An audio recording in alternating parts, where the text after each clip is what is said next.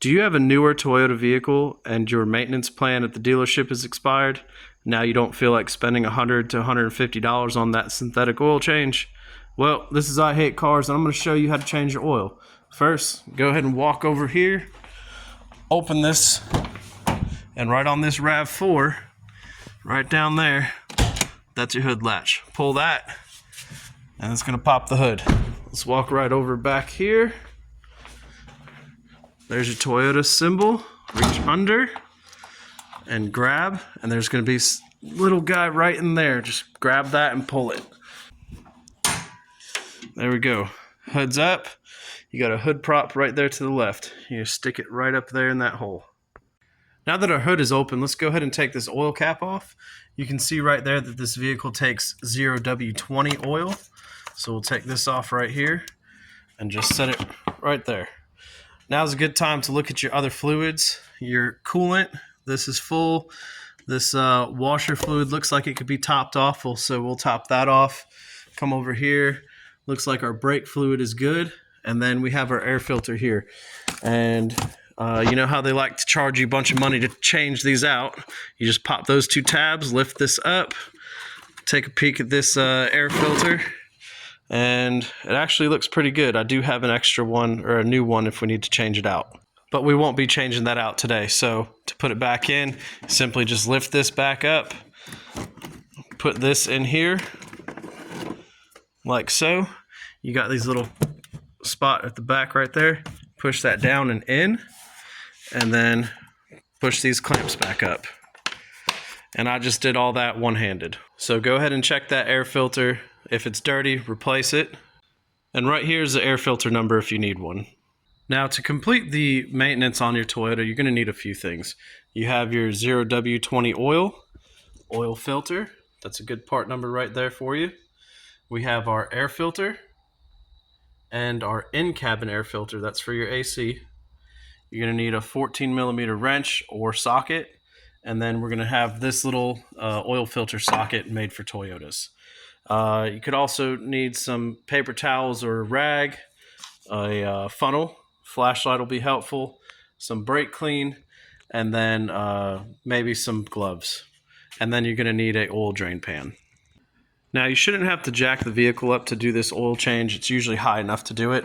Go ahead and grab your oil pan, go straight down there, and right here is your oil pan. And right there is your oil filter housing. So you got your oil drain pan right there and housing right here.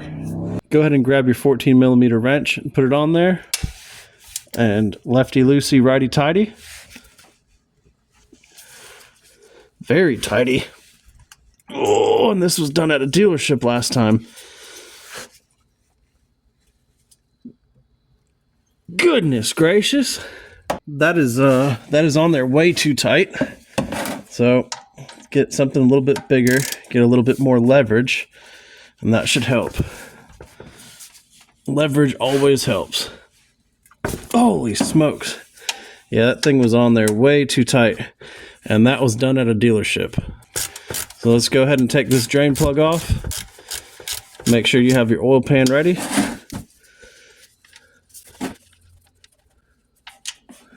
Let it drain out. All right, now that that oil is drained, go ahead, put your oil drain plug back on and tighten it down. You do not need to put it on Hulk tight like that. Go ahead and grab your wrench, put it on there. Now there is a torque spec, I'll put it up here, but you just kind of get it right about there. You don't need to go super crazy with it.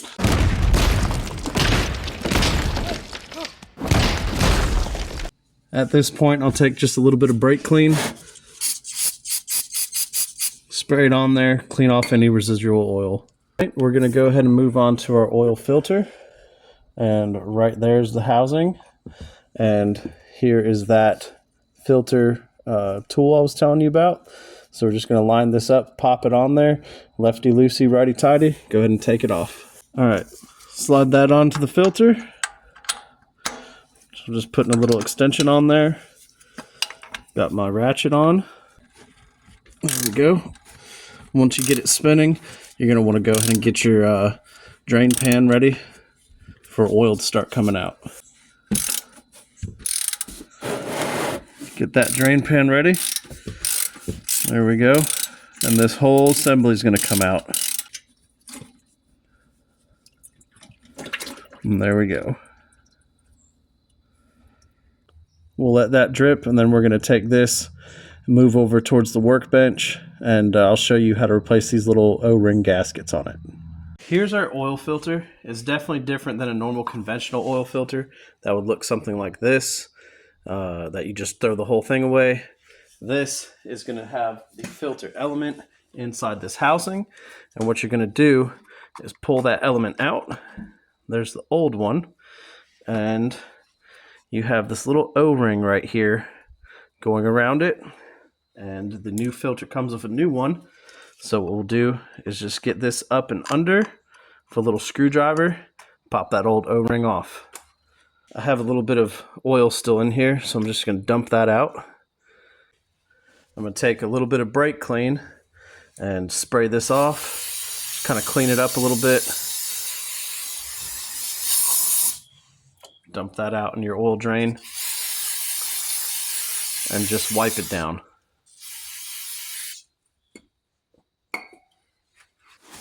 Wipe it clean with a rag. Since these are made out of plastic, go ahead and just do a quick inspection. Make sure there's no cracks, nothing's wrong with it. Look inside, make sure there's nothing crazy in there. And we look good, so we're going to go ahead and put the new filter in. We'll go ahead and grab the filter, put it right here, push it down, and you're going to hear it pop. So now that that's in, it's got a little spring in there. Push it down, we're good to go right there. So now that we have that new filter element in there, we can just go ahead and grab the O-rings out of the box, new O-rings. We're not going to need this small one, we only need the big one. So let's take this larger O-ring out. We're just going to take our housing, and you're going to take and put it right there in that groove where the old one was. Just stretch it over it. And that right there is good to go back in. Go ahead and take your filter housing, pop it up in there, spin it in, and then tighten it down. It's plastic. Do not use any electric like power tools or anything. You just need to do it hand tight. You can use this, but just do it hand tight.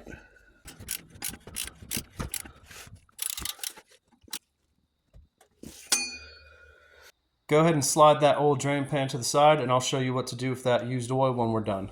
All right, back under the hood, let's go ahead and grab our funnel, pop it in there, grab our 0W20 oil, and this vehicle takes 4.6 quarts. This is a 5-quart jug. So let's start pouring.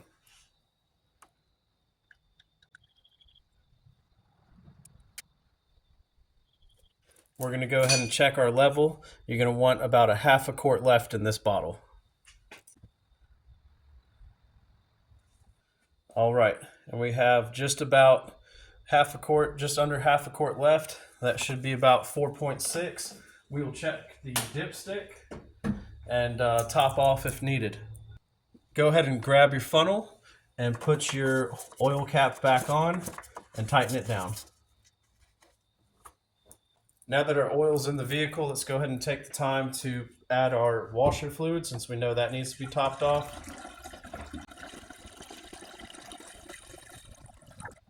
There we go. Close that. Now that we have all the fluids topped off on the vehicle, it's good practice to go ahead and look underneath and make sure there's nothing leaking. We'll go ahead and run the vehicle, and then we'll check afterwards and make sure nothing's leaking, just to be sure you didn't mess something up on accident. All right, let's go ahead and jump in the vehicle. We're going to start the vehicle, let it run for about 10 seconds, and then we can check the oil dipstick.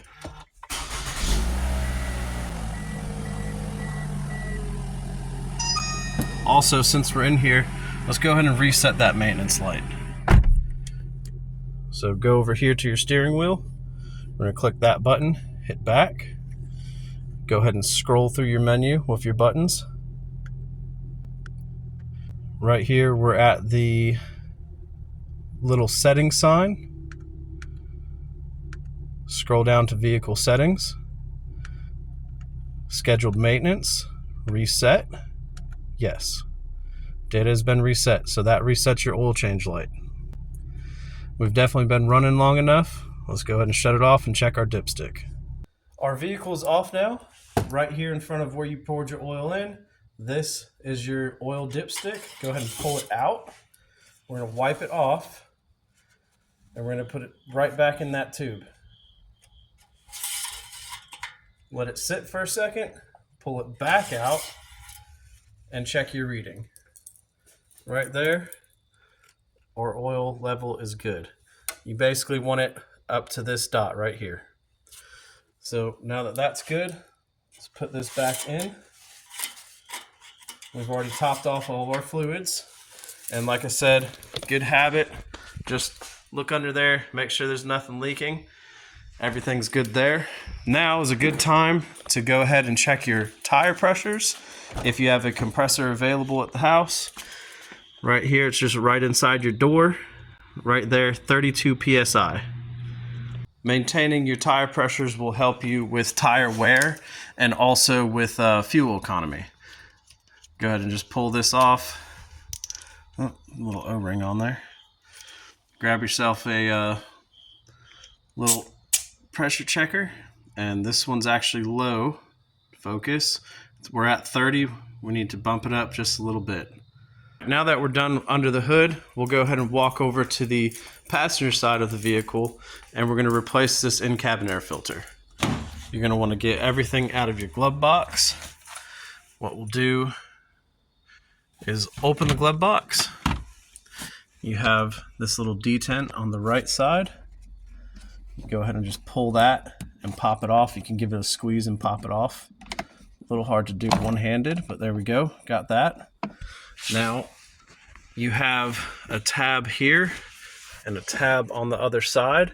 What you're going to do is push in, and we'll release that, and your glove box will come down.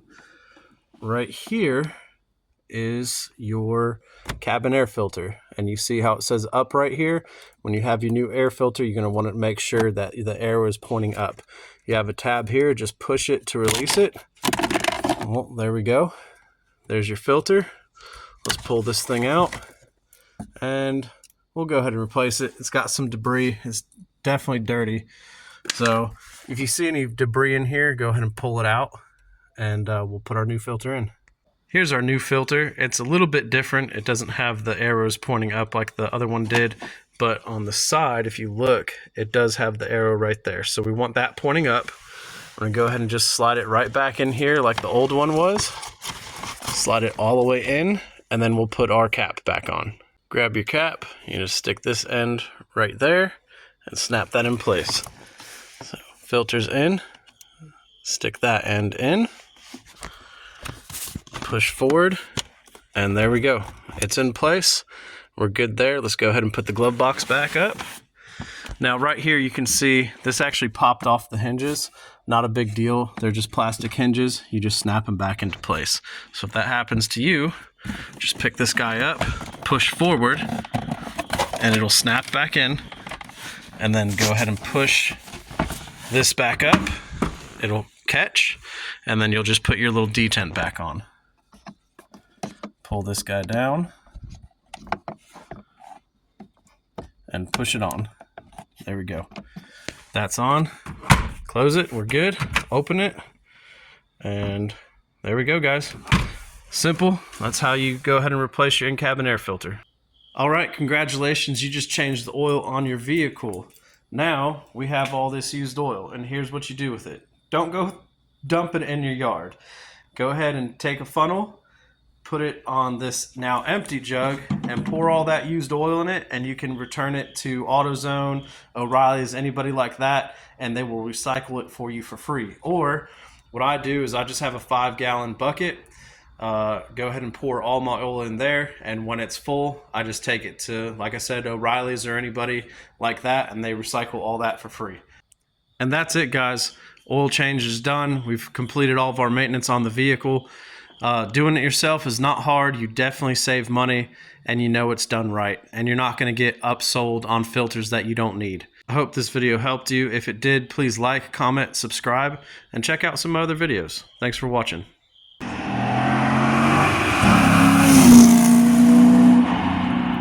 You're still here? It's over. Go home.